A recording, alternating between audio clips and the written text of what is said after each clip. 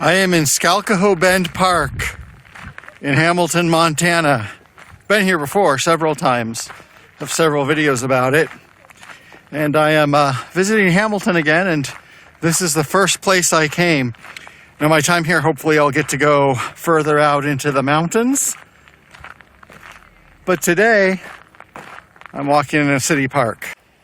I haven't been here for a year, actually 11 months since I left. And there was, a winter, so there's a possibility that as I walk along the river, parts of its course might have changed. Now, not much of a chance of that there's been a major change, but it can happen in a winter. So that will be one interesting thing to see today.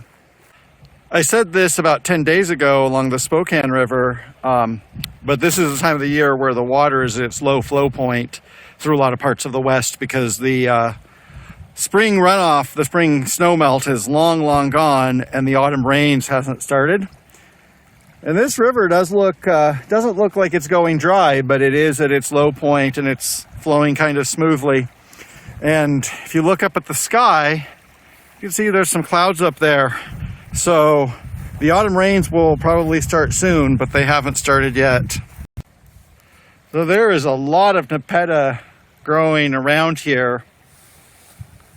And it's been a while since I've been in a place where Nepeta grows like this, and it's a welcome sight. Took some for an ear inflammation a couple days ago. Right now we're walking in the forested part of the park, and you can see those trees are still very green, and autumn happens very quickly here, so by next week, this might be noticeably like yellowing, getting ready for fall. But right now, we are still in summer. So interesting point.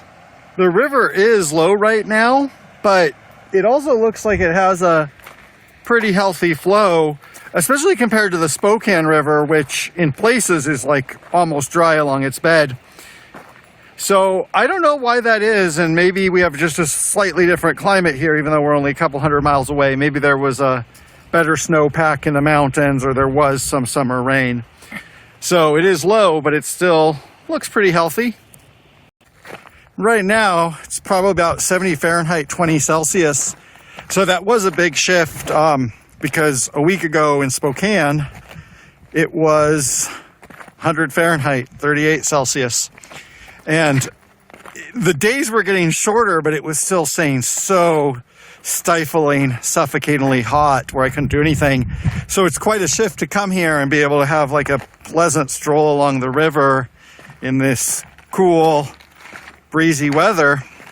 But then I'm a little bit sad because I realized that I got here just as we're going to go through the very rapid process of the end of summer. Well, this looks like a good place where I can sit and meditate for a few minutes. I don't know if you can see it, not that. It's just a pile of either deer or moose droppings. Could be from the moose, but if we go in here, you can see there's a little frog there.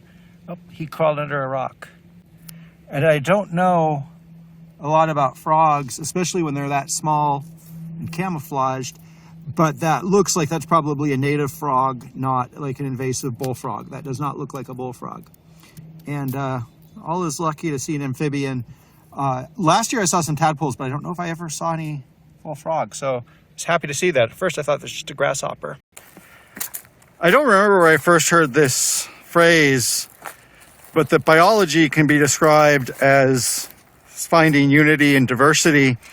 And that's certainly true for me because I just came here from the Skalkaho River, which is similar to the Bitterroot River in a lot of ways as far as its basic size and the land it goes through. But this landscape is different.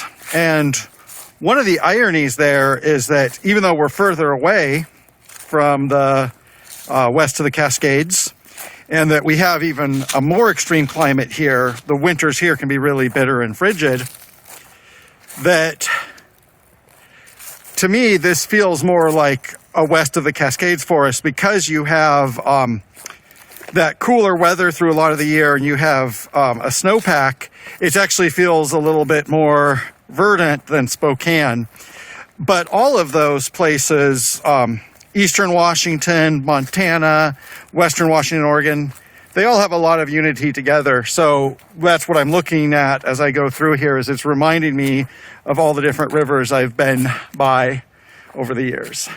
Well, this is interesting. This is the first time I've seen this, I think, anywhere. So there's a photo station here where they have like a standardized place where you can put your phone and take a picture and then upload it through QR code so that they can have time lapse of, you know, however many people do this a day and see how the river is eroding or not.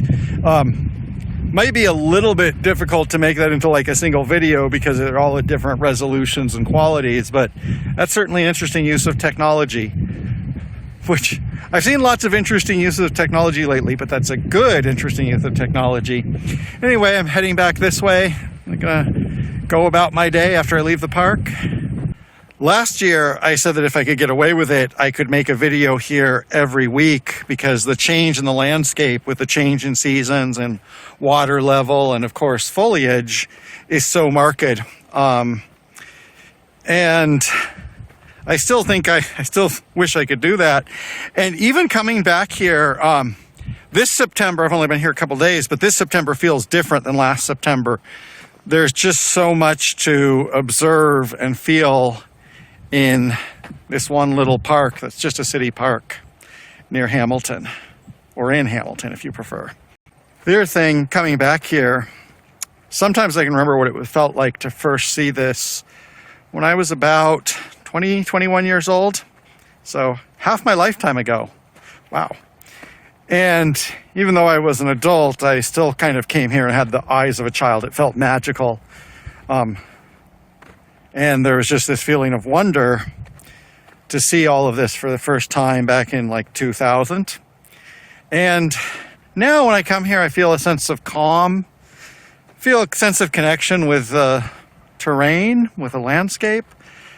Don't really feel that sense of wonder anymore where, you know, I really did literally almost feel like I would walk up one of those little gravel roads into the mountains and I'd find like some magic Rivendell kingdom or something. So I don't feel that anymore, but sometimes I can remember what it felt like. That's also something that's hard to capture in a video when I can't even remember it myself. But hopefully seeing these things, there might be some refraction of that feeling of what it would feel like, you know, and I'd been in beautiful locations before, but to come here for the first time, see this river, see those mountains. So I'll just leave with that thought, and hopefully there will be more videos from around Montana while I'm here.